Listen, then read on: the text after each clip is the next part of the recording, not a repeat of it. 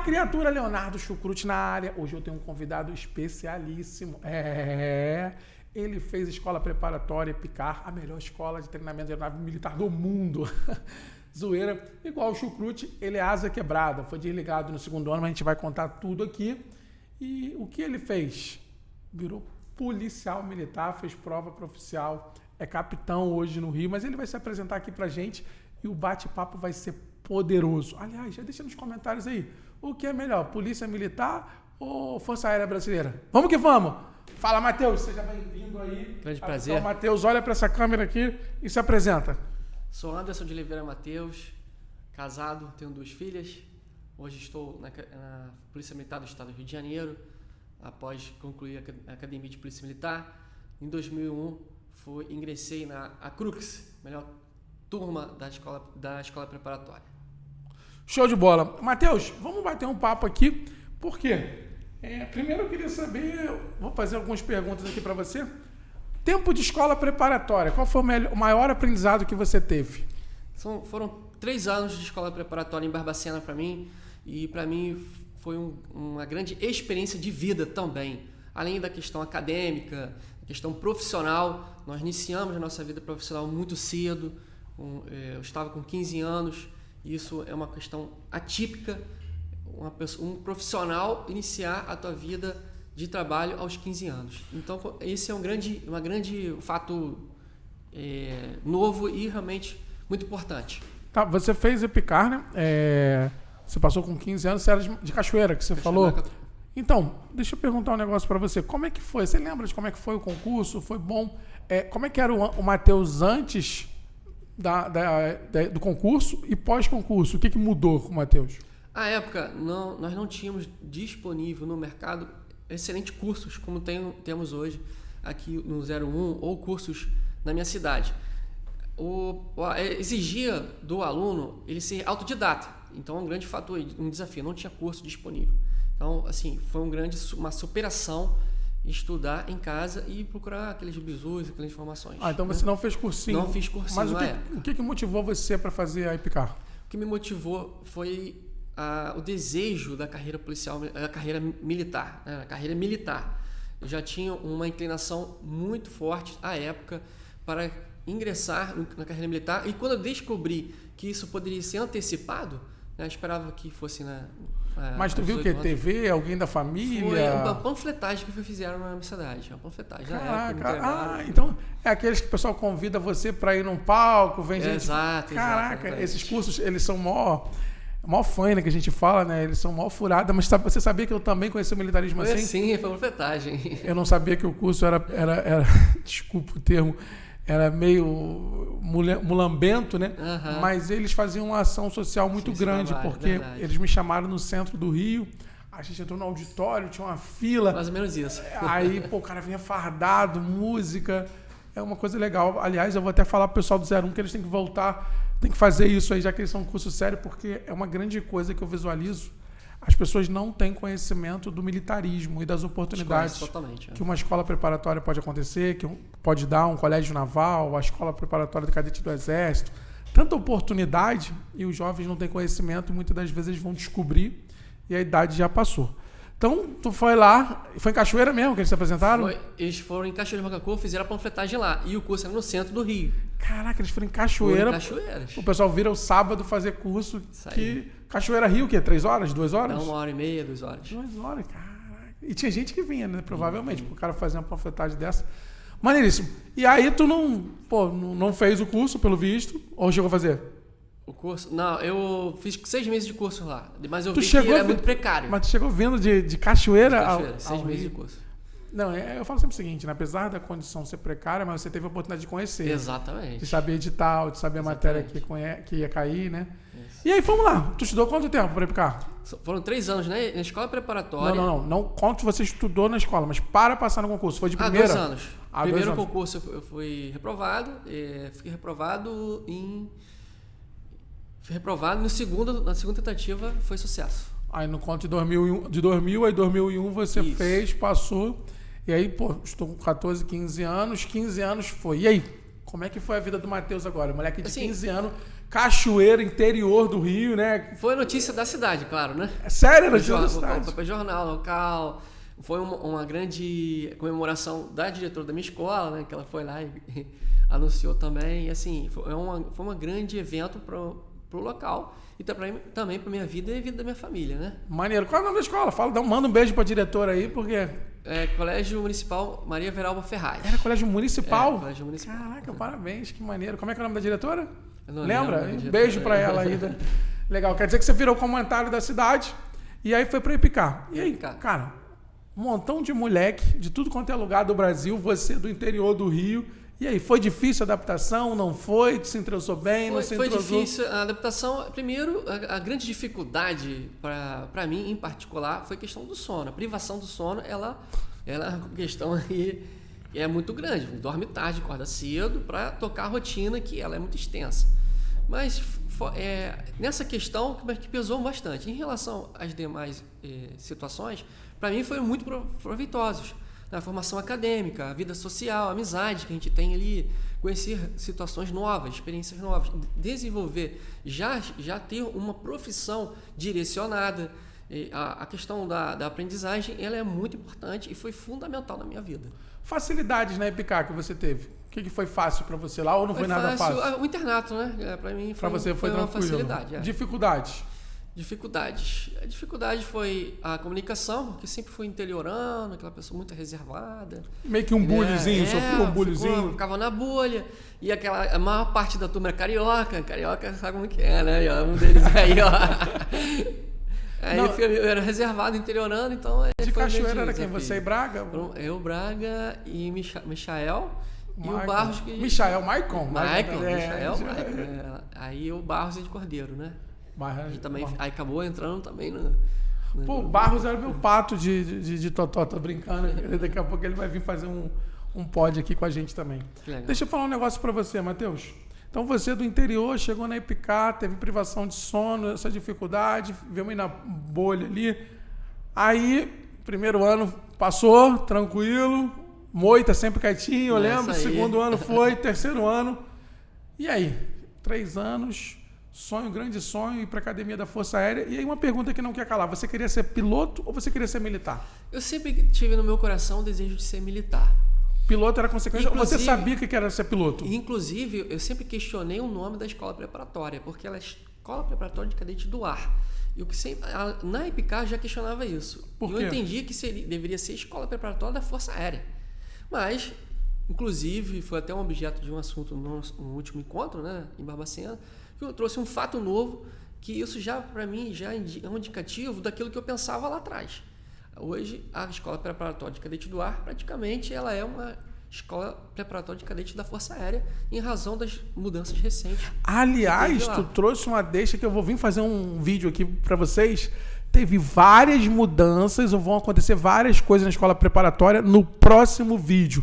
Mas o Matheus já deixou um spoiler aí para você, que a gente ouviu lá do Brigadeiro, né? Comandante lá da escola. Comandante.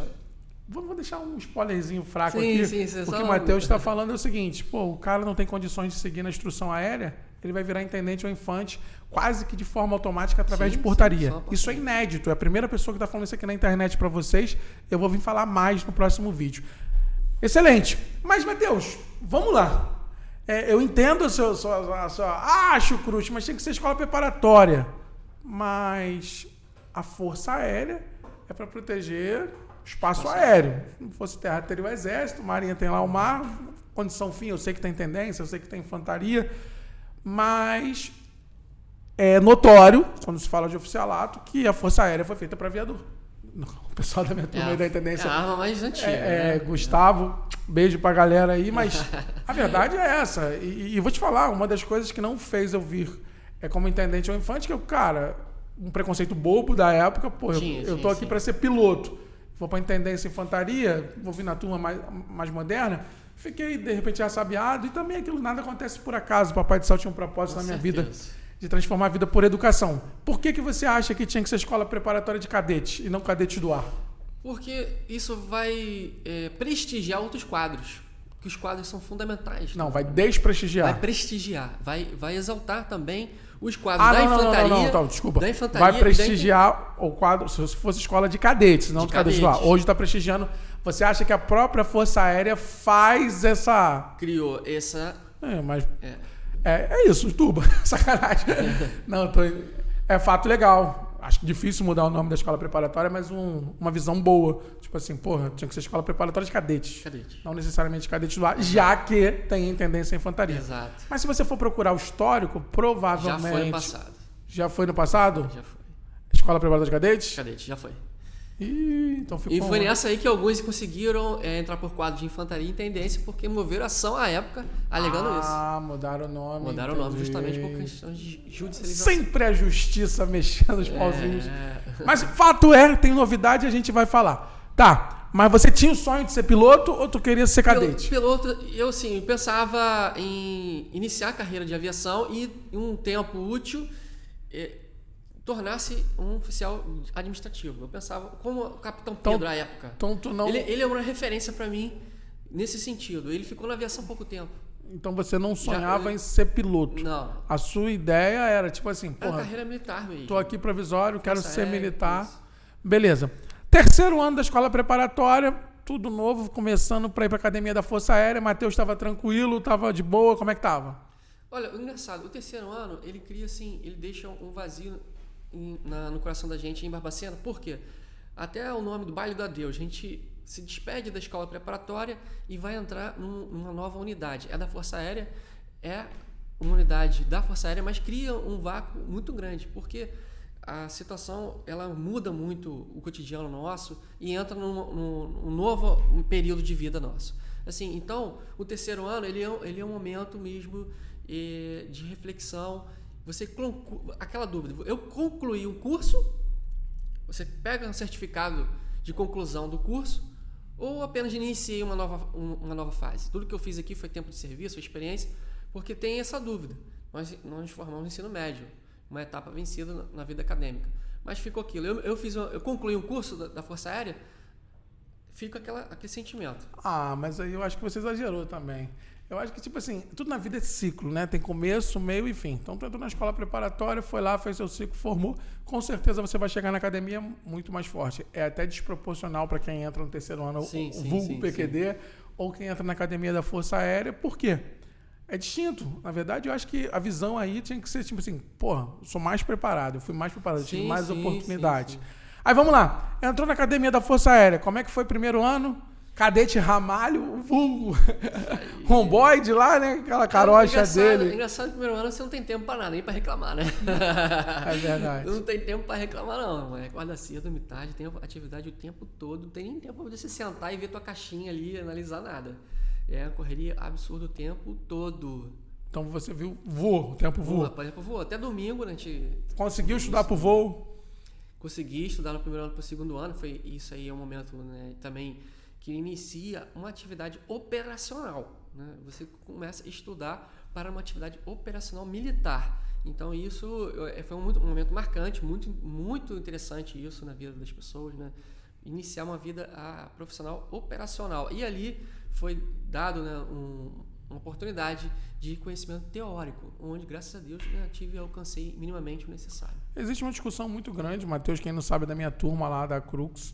A gente foi para a Academia da Força Aérea e se fala muito, porque a nossa turma ela teve várias coisas que aconteceram no meio do caminho que foram novidades.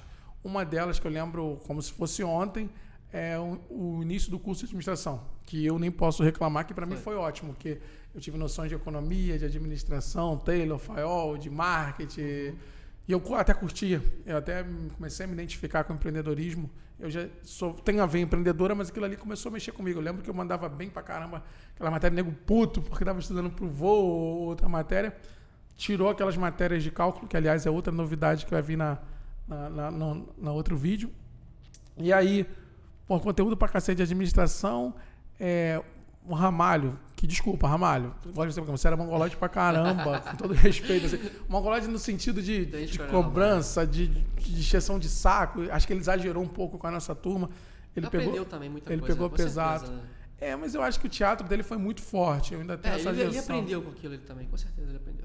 Mas eu fico pensando, até vendo como teatro hoje, se aquilo ali foi sério, se foi um pouco sarcasmo, se foi um Nem pouco... todos conseguem interpretar o teatro, né? Essa é a verdade. É verdade. Eu acho que ele levou o teatro para o sangue e provavelmente, pelo que eu falo sempre que a vida é um conjunto de conexões. A gente está aqui passageiro, a gente é o que a gente fala, o que a gente prega, o que volta. E provavelmente, dentro da própria Força Aérea, esse momento que ele viveu lá como comandante de esquadrão, como comandante do primeiro ano, né? Líder do primeiro esquadrão, provavelmente trouxe conexões ruins para ele. Eu lembro que alguns alunos... Perdeu. Alguns cadetes da nossa turma mesmo, os caras lá são major, não vou falar nome. A imagem dele ficou carregada. Tipo assim, porra, pra que isso, exagero? Eram seres humanos. Então, houve um exagero exacerbado lá com a turma Crux, na época, a turma Sirius, né? Quando foi pra Academia da Força Aérea. Porém, o que eu falo é o seguinte, então, rotina pesada, cepa grande, ter que estudar pro voo, uma pressão gigante. Alguns tenentes, eu até brinco, tem um vídeo meu aqui, quando eu fui delegado, que eu chamo de Tenente Mongossá. Porra, o Mongossá aloprando quando a gente fazia os videozinhos lá, as audiências, umas coisas assim meio absurdas que não vem, passou o tempo, acho que serviu como aprendizado. Você passou por isso tranquilo? A parte disciplinar, graças a Deus, assim, não tive nenhum problema, não. Não, e a cepa? A parte teórica também não. Não. Aí foi lá, acabou o primeiro ano, foi pro segundo ano. Chegou no segundo ano da Academia da Força Aérea. E aí? Primeira coisa, Centauros, né? Centauros já tinha fama de ser uma esquadrilha quente. E eu me peguei na época um instrutor também bem quente. Quem é o instrutor? O pessoal chamava ele de Lima e Silva, né? Lima e Silva, Lima e Silva FDP, gente. Lima e Trolha. Não, cara. E pegamos também um comandante também. E tu acha que pegou por quê? Será que tem marcação mesmo lá na Academia da Força Aérea? Eu acredito que sim. E por que tu pegou ele? Eu peguei porque eu tive problema com o Mongossá mesmo no primeiro ano, ele já sabia que eu não estava... Ele até perguntou uma vez se eu queria um advogado. Existe é um dado muito importante para todo mundo, tá? Esse que eu vou passar agora. A escola preparatória, ela é uma vida, um ambiente confinado. Sim. Então, não se engane. Ali, todo mundo está sendo observado. Todo mundo tem inteligência. Tem, né? À noite, de dia, de manhã, de tarde, na cidade, onde é que for. Então, assim, a IPK, todos... Agora, direcionado, né, para quem quer ingressar na escola preparatória, não estou querendo dizer nenhum ato infracional, crime, contravenção, não. Às vezes, um dado, né, uma questão pessoal pode interferir na vida profissional. Mas você teve? Porque eu não lembro. Eu acredito que... Teve algum lance que você acha? Não teve, não. Graças a Deus, não tive uma questão assim, infracional ou mas o seu jeito, de repente, ser quietinho? Pode ser. Eu acho que você ser mais tímido. Quando chegou lá, eu não fui escalado nas 3 primeiras semanas, né, na escala de voo. Eu ficava assistindo todo mundo voando e eu fiquei aqui. Esse tempo é um tempo útil, né? Se iniciar aquilo ali, você observando. Você acha que pode ter sido vetorado? Foi um fator psicológico que também me atrapalhou muito. O atraso na escala de voo, né? E eu acho que vale a gente ressaltar aqui também, até pelo que a gente conhece de Força Aérea agora, nossa turma lá hoje é comandante do primeiro, segundo, terceiro, quarto ano. Legal, a galera muito boa lá.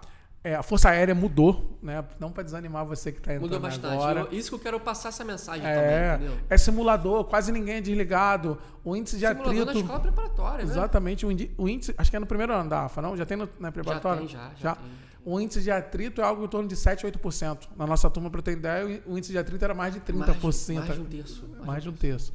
Então, tipo assim, as coisas mudaram. Então, tipo assim, e acho que é isso que é a Força Aérea. Até com os majores, o pessoal que é major da minha turma, a gente conversa bastante e a cabeça da galera é outra. Eles entendem que o futuro, aquilo ali é uma parte do aprendizado, do momento que o cara tem que ver. Né?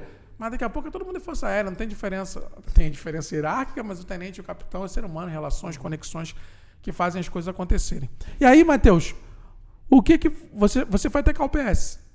Eu fui até a 9. Até a 9 é com a minha. Então a gente foi desligado mais ou menos na mesma época ali, né? Deixa eu te perguntar um negócio. Sentiu o voo ou foi mais pressão psicológica? Olha, assim, os primeiros voos tive um desenvolvimento bom, né? As primeiras fases, consegui ter aquela aquisição de conhecimento, inclusive até nas primeiras missões consegui fazer o parafuso com excelência. E em dado momento, depois que entrou 5, 6, eu tive uma perda de desenvolvimento. E foi também um dos motivos, eu não tinha instrutor também, aquele instrutor fixo. Eu fiquei sem. O instrutor ele foi escalado como aquele orientador, como se fosse um orientador, né, de uma conclusão de curso, um orientador de trabalho. Eu não tive esse orientador. Eu ficava com uma escala alternada e eu não tive esse orientador. O que é orientador? É aquela figura que ele traz um pouco daquela questão do relacionamento mais amigável, mais próximo, de condução do conhecimento. É como se fosse um coach ali. Essa figura não existiu. Só existia aquela figura mesmo de cobrança. E não tive alguém, como você fala, um tutor, né? Um tutor para o desenvolvimento da aprendizagem. Um professor, um mentor, passei pela mesma coisa. Um mentor, uma referência. Na minha época, era o Capitão Almeida. Ele entrava lá totalmente sem saco. Eu não tive essa figura, nem lembro quem é. Eu fui desligado pelo meu instrutor, pra ter ideia. Então, tipo assim, é uma parada bem bizarra. E aí só prova pra mim que, tipo assim, lógico que a vida tem que ter competência, mas de repente um agente externo, um fator emocional, e a gente não sabe por quê, né? Que essas coisas acontecem. Que a gente tem que ter, né? E até porque a gente tem uma brincadeira lá na África que a gente ouvia, né? Que com horas de voo até macaco voa. Depende de tanta hora e incentivo. Eu senti o voo, na verdade eu era meio perdido, e também esses fatores psicológicos. Eu sabia que tinha um cara ali querendo me fuder, então esse era o termo, desculpa aí pessoal, mas me ferrar, o cara querendo me ferrar ali em cima de mim, enchendo o saco. E eu via nos outros cadetes alguém ali, amigo, parceiro, querendo que o cara desse certo. Isso faz com que você desanimado, sofra pressão e tu não tem maturidade também ao tempo. Mas graças a Deus a Força Aérea mudou. Graças a Deus eu também fui desligado, minha vida mudou. Hoje eu sou muito feliz, sou muito realizado no que eu faço.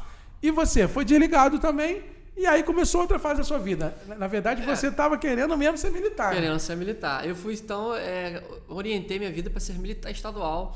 A época, a academia... continua hoje, né? Academia de Polícia Militar Dom João VI, em Sulacap. Assim, Tu passou logo no mesmo ano? Foi desligado? Já passou? Aí eu fiz o concurso em outro ano. Né? Fiquei em casa e tal, aí fiz o concurso. Tu é da turma do Sabadinho? Não, o Sabadinho tá na minha frente um ano. Ele já foi, saiu, já entrou e já fez o concurso. Eu fiz o concurso no ano seguinte. Eu tava ainda Você foi vou estudar, isso, então Citadino, o Sabadinho foi para uma turma, você foi para outra. Só tem vocês três, a Crux na Polícia Militar. Entendi. Aí foi para a Polícia Militar no ano seguinte, né? Então deu aquela descansada ali, foi. Se realizou, se encontrou na polícia. O que é? Porque eu vou te falar uma coisa.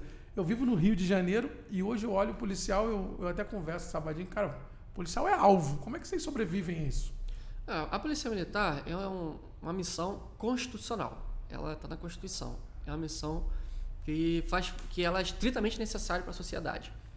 Eu refleti isso na primeira vez que eu fui alvo de disparos de arma de fogo, né, de criminosos. Sério? Tu já conta aí pra gente. Fala aí. Em Itaboraí, reta, sempre operando. Na época eu não era aspirante e tenente. Aqui em Itaboraí? Itaboraí. Assim, quando você está na academia, você adquire conhecimento, experiência, treinamento, você quer exercer.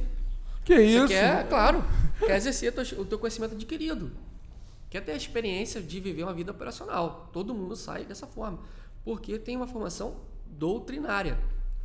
É uma transição, um período de transição. Mas conta aí que eu tô curioso, fala aí. Então, foi na reta, na Rua 8, lá no finalzinho. A época tinha duas armas que o pessoal chamava de gêmeas lá, duas armas automáticas, de .45. A gente foi... Mas tu estava sozinho na viatura? Tava com tático móvel, patamo, 2 viaturas, supervisão de oficial. Eu era, na época, aspirante, então tinha um oficial comigo, bola de ferro, e tinha uma outra viatura à frente. Nós estávamos embarcados, entrando na reta. Começaram os disparos de arma. Do nada, vocês chegaram na rua e o pessoal começou a dar tiro. Sendo que esse disparo era tudo pro alto, né? Tudo pro alto. E pegava nas folhas das árvores, a gente identificou que estava em outra rua, e desembarcamos, abrigamos e começamos a progredir naquele momento. E a origem dos disparos era do outro lado da rua, então ninguém via ninguém. Os policiais não viam os marginais não viam os policiais. E aquele ali começava a progredir. E nessa progressão, teve uma fuga, mas teve um momento muito intenso de tiro, mas muitos disparos de arma de fogo o tempo todo. E tinha disparo da abelhinha, porque quando é o barulho da abelhinha, porque está perto, né? O projétil está passando perto. Passava nas árvores, nas folhas, e começava a ouvir um barulho muito perto, então a gente via que realmente existia um intenso. O que passa na cabeça essa hora? Então, primeira vez que aconteceu aquilo ali. primeira vontade que eu tive de voltar lá depois, vocês sabem, concluir a ação, porque foi uma afronta contra um agente do Estado e contra a minha vida. Então eu tive vontade de voltar lá e fazer um encontro. Não aconteceu nada, só tiroteio. Graças a Deus foi tiroteio e tudo. Mas aquilo ali me levou a uma reflexão. Então isso que eu quero trazer aqui. E comecei a refletir. Pô, eu tinha que estar ali, estou falando uma coisa pessoal, não estou falando como profissional não. Uma questão pessoal. Porque eu estava ali, pô, a situação intensa, eu queria estar lá. Eu optei por estar ali naquele horário. Não estou falando da profissão nem do ofício. Eu optei por estar ali naquele horário, naquela condição. E então, aquilo eu refleti, por que eu fui para lá? Porque eu tenho uma missão. Senão, nós não saímos de casa com segurança. Sim. Porque se ele te encontrar facilidade, um marginal contra facilidade, ele vai começar a andar aí, ó, na rua aí, daqui a pouco ele está no centro. Não tem uma área dominada? Existe. Mas se não tiver trabalho na área dominada, daqui a pouco ele está aí andando na rua e aí? Já é a realidade de muitos lugares. Aí daqui a pouco ele está ocupando espaços que tem que ter educação, que tem que ter saúde. Que é a realidade já em alguns lugares. Tem que ter educação. A gente vai na Baixada Fluminense, Belfor Roxo, alguns lugares, Madureira. A segurança trabalha para o transporte, para a economia, para a educação, trabalha para todas as áreas. A gente tem um problema cultural absurdo. Mas aí você entrou nessa polícia porque a sua missão é o quê? A missão policial militar é a missão de segurança pública, né? De proteger. Servir e proteger. E você é realizado hoje? E nesse sentimento de servir e proteger, eu tenho realização porque pelo fato de entender a minha missão e o valor da ação policial militar. Nesse ponto, eu tenho total realização, porque eu sei da relevância que tem isso para a sociedade. Entendi. Então, tu entrou para a Polícia Militar lá, novinho, aspirante. Depois desse momento foi normal? Saía tranquilo? Ou chegou a ver ficar tipo assim? Sim. Aquilo. Tem aquela questão também da eventualidade, né? Cada um tem a sua vocação. Depois vim a ser comandante de companhia lá na região noroeste fluminense, ali no Santo Antônio de Pádua, Miracema. É um trabalho operacional, relativamente mais tranquilo, né? Mais tranquilo, né? Eu estava na atividade profissional, mas uma coisa assim. Hoje você está alocado na sua cidade? Hoje eu estou lotado no Comando de Polícia Ambiental, trabalho com fiscalização ambiental. Mais light? É um policiamento diferenciado, técnico e totalmente diferenciado, mas também atua em área de risco também, né? Demolições, né, de área de construções irregulares, né, na Zona Oeste. Aí chega lá, tem a cara da milícia, tem que fazer a cara da milícia. Você vê a atenção da população, né? A população fica ali. Muitas obras irregulares que têm sido realizadas aí ao longo dos últimos anos. Né? E deixa eu te perguntar uma coisa. E aí tu vai entrar em política. Me conta essa parada aí, velho. O que é isso? Puta que pariu. Desculpa. Eu tô brincando. Eu sei que a política em si era para ser usada a favor da sociedade. Infelizmente, não é o que a gente visualiza na maioria dos casos. Mas me conta aí. Pô, tu fez EPICAR, foi pra polícia, tá na polícia, né? Policial, agora deve estar com afastamento. Tô licenciado, né? De quanto tempo? 6 meses? 3 meses, 3? Vai concluir agora, dia 2. E aí, me conta aí. Olha, isso aí também, por conta de ser interiorano, o que acontece no interior? O interiorano tem contato muito próximo de vereadores e prefeitos, porque a máquina pública está ali perto de você ali. Então, a gente conhece vereadores, prefeitos e assessores, e isso traz um conjunto de informações privilegiadas da política e assim, a gente se sente inserido nesse meio, né? Eu ajudei uma pessoa a ser eleita prefeito, eu senti participante vitorioso nessa ação e isso me trouxe experiência e informações privilegiadas de como se dá o processo eleitoral. E eu vi que eu poderia contribuir para a sociedade em um local onde o orçamento público está e um pequeno espaço público, do espaço do poder público, em pequeno intervalo de tempo, eu posso contribuir para um grande número de pessoas. Né? Mais uma vez, aquele sentimento de querer servir a sociedade, né? O sentimento do sacerdócio. Então, nesse sentimento, eu percebi que o processo eleitoral ele é democrático, o acesso dele, né? Colocar o seu nome à disposição. Então, naquele momento, eu tive essa experiência com a eleição de um prefeito, consegui ajudar. E depois eu observei, né, as decepções da política mais pessoais. Foi uma decisão pessoal dele ir para um caminho que ele não pregou no início do pleito dele. E isso me trouxe uma revolta canalizada, né, que foi colocar meu nome à disposição. Então vim candidato a deputado federal em 2018, depois dessa decepção política em 2016. Aí tive quase 12 mil votos. À época, mais uma vez, assim, figurando, né, dentro da linha ala bolsonarista, né, o Bolsonaro foi uma referência para mim, né, Bolsonaro, e sendo capitão do exército, né, aquela figura solitária, trouxe para mim uma motivação para o ingresso na política. Não, em 2018... 2018 fui candidato federal, tive quase 12 mil votos. E agora, 2022... Agora eu sou candidato a deputado estadual. Qual quantidade de votos você precisa? Equivalente a 12 mil votos indo em 18, porque agora diminuiu o número de candidatos, né? Então a relação ela se adequa. Eu particularmente nem gosto nem de falar de Bolsonaro, nem de Lula, eu só acho que a população está perdendo com essa polarização absurda. Se as pessoas não começarem a olhar as pessoas e ficarem só olhando... Agora uma pergunta, cara. O que você... Tu acha... Tem um filme que eu sou fã, né, que é Tropa de Elite, e quando o cara fala lá, pô, o sistema é foda, parceiro. Uhum. E aí eu conheço a sua índole, o seu caráter, estudei com você há alguns anos, sei do seu jeito, mas você não tem medo, porque o sistema é foda mesmo. Como é que você vai fazer para enfrentar, entrar, mesmo sendo deputado estadual, que teoricamente você tem como fugir, mas hoje, e é um viés que, tipo assim, eu já tive vontade de ser político, mas o sistema é tão sujo que hoje, cara, tá maluco. Eu sei que tem que ter gente boa lá para tentar mudar isso. Mas como é que tu vai enfrentar isso aí, cara? É um grande desafio. O Parlamento Estadual, no Rio de Janeiro, ele assim, como nós estamos vivendo um momento de polarização, perde muito, porque os debates de soluções públicas, eles estão ausentes. Não, mas rapidinho, a gente tá te falando. Uma questão pessoal mesmo, né, que tá falando, né? Como conviver com isso? Não, todos os últimos governadores do Rio de Janeiro foram presos. Sim. E aí tu vai visualizar, é tudo sujo. Como é que tu vai entrar num lugar desse? Tipo assim, será que não é perigoso? Será que não é... Entendo. O parlamento, assim, existe o poder executivo, ele não pode ser confundido com o poder legislativo. São poderes distintos. Eu estou em um pleito de parlamento estadual do Rio de Janeiro, aliás. Então, mas não tem negócio de compra, projeto, sim, a minha figura é independente. Eu hoje nem peço voto para governador. Não peço voto para governador. Porque meu desejo é de ser um parlamentar independente. Consegue essa pergunta? Consegue essa figura independente. Deixa de ganhar algumas coisas. De cargos, comissionados. Deixa de ganhar em situações. Mas eu quero viver o parlamento. Porque o parlamento do Rio necessita de uma voz que realmente tenha coragem de representar o parlamento.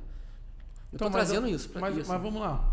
O que te motiva para fazer isso? O que me motiva é trazer debates de soluções de políticas públicas que vão impactar na vida do cidadão.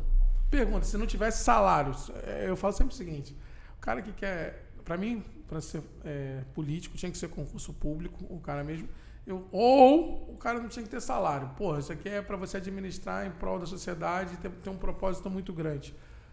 Você quer entrar lá para fazer uma diferença na sociedade, como é que você poderia fazer? Ou você quer entrar lá porque tipo assim, porra, meu sonho é ajudar a sociedade, quero me realizar, é pessoal ou é em prol da sociedade?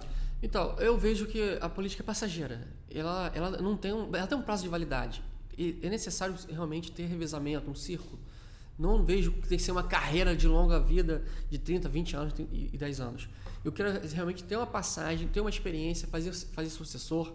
E eu vejo o seguinte...